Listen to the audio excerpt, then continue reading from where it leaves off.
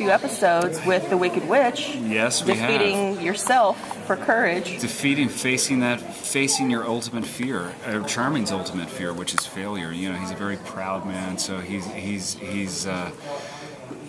doesn't admit failure or being frightened very easily. So he had to face that, and I think, you know, once he did, it gives him a sense of freedom. And what was it like shooting that scene, though? Amazing. That was it. We were shot by one of our great directors called Ralph Hemmicker.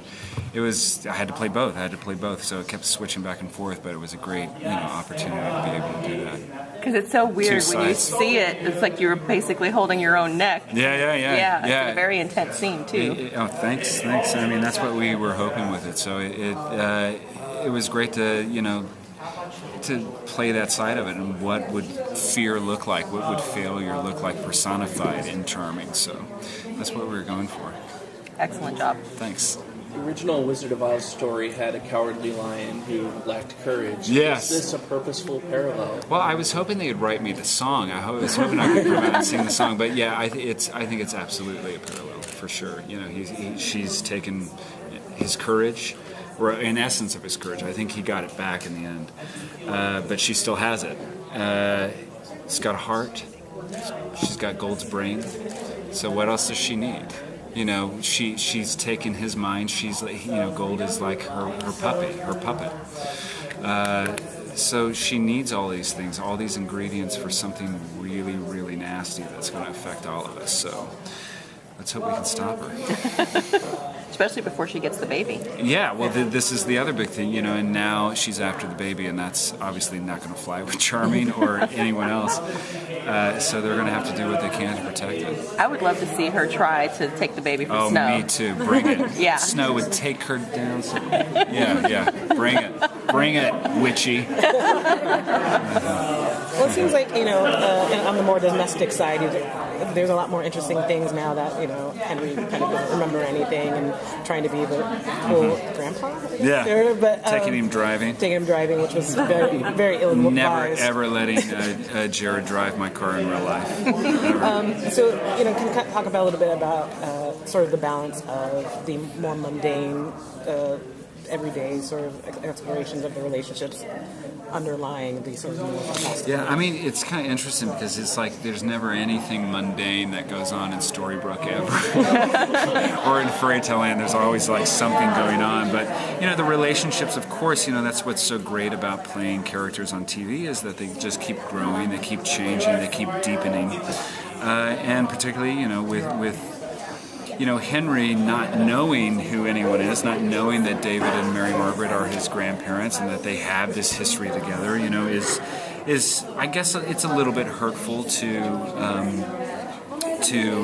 David and Mary Margaret, but they know the deal. You know, they've dealt with curses before a couple times, so they're going to just wait it out and see what happens. And as they always do, as these heroes always do, try to fix it and try to make it better and try to get everybody to their happy endings. So again, you know, like we saw in the first part of the season with Neverland, everyone's going to have to pull together, and every, you know, villain and hero alike are going to have to come together and try to defeat this wicked witch.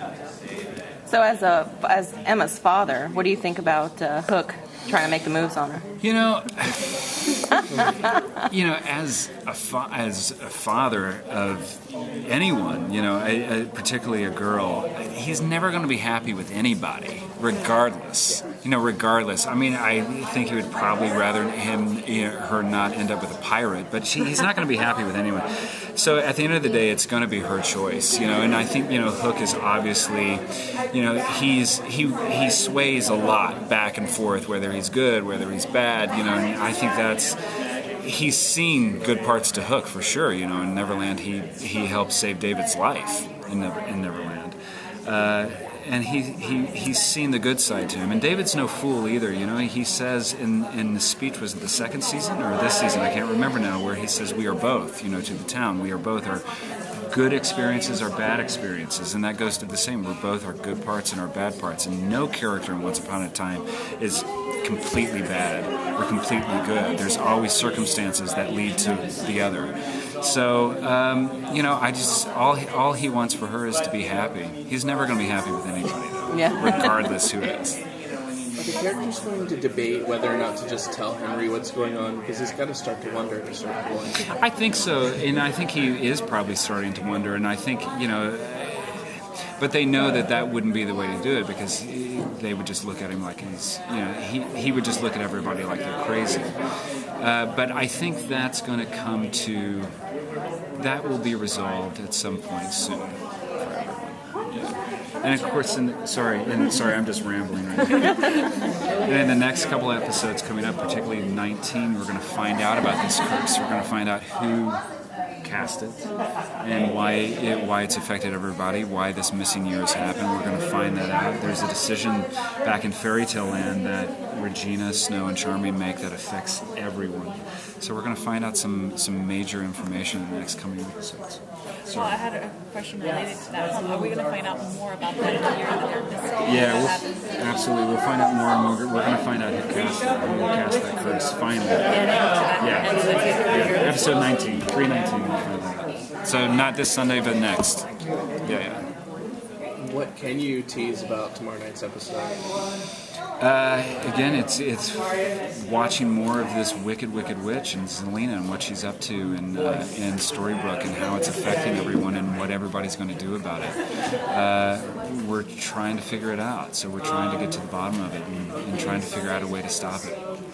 There was one particular scene, I think it was maybe 2 or 3 episodes ago, where you go into the nursery and you're like, you can't believe the nursery's already built, the dream sequence, and then it becomes really dark. And the way that you looked at Emma when she was going through that, it was awful. So what did you draw from that because you had the look of terror on your face. Well, I think it was that. It was that whole, that whole idea of him failing her, and there she was, all grown up, dressed as a princess. The first time we'd ever seen her in a princess outfit, and that's everything that he ever wanted for her. That's, he wanted her to grow up in the Enchanted Forest and the castle and have that life as a princess.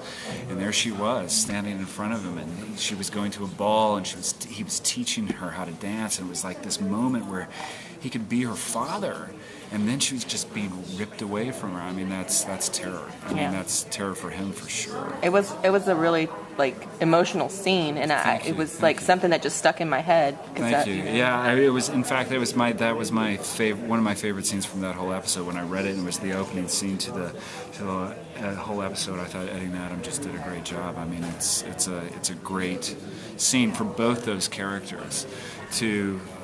Even though it was a nightmare,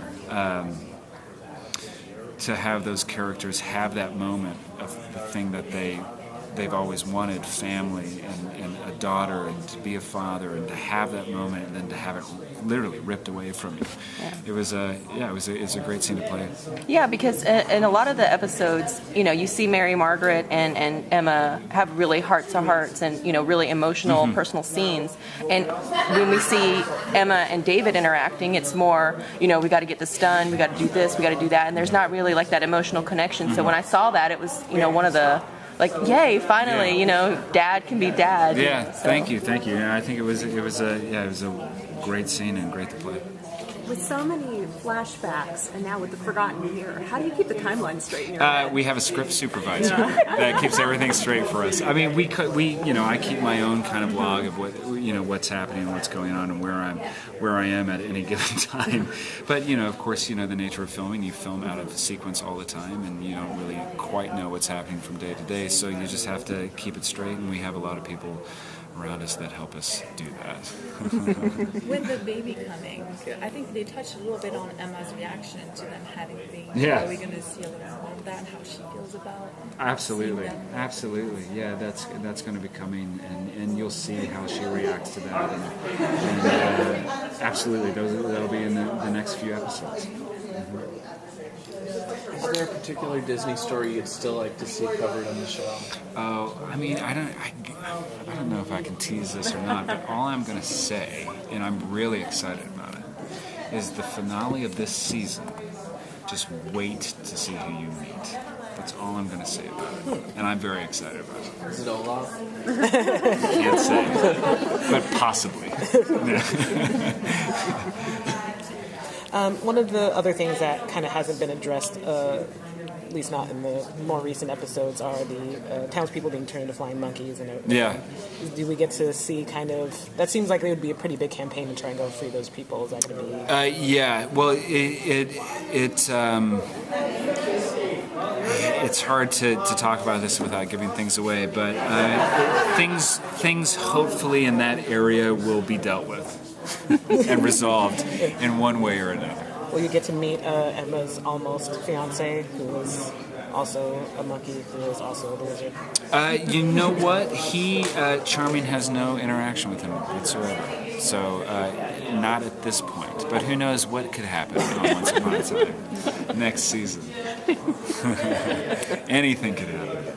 Can you talk about how the loss of Neil is still being felt by everybody? I think it was a huge loss and a huge shock, and I think it's on everybody's mind, and it also makes everybody even more determined to fix this and get rid of this witch, get rid of Zelina, and come back as a family. It's just like we're all trying to get to that happy ending. We're all trying to get to that point where we all can be together and be happy, or everybody be happy in their own individual lives. So, I think it's a huge loss that's felt with everybody, and it's also a huge driving force. Anything else? I'm going to ask, since you're talking about the finale, Once Upon a Time tends to kind of reset each season and have something new or new theme coming. Is that where this It's not going to disappoint you this time.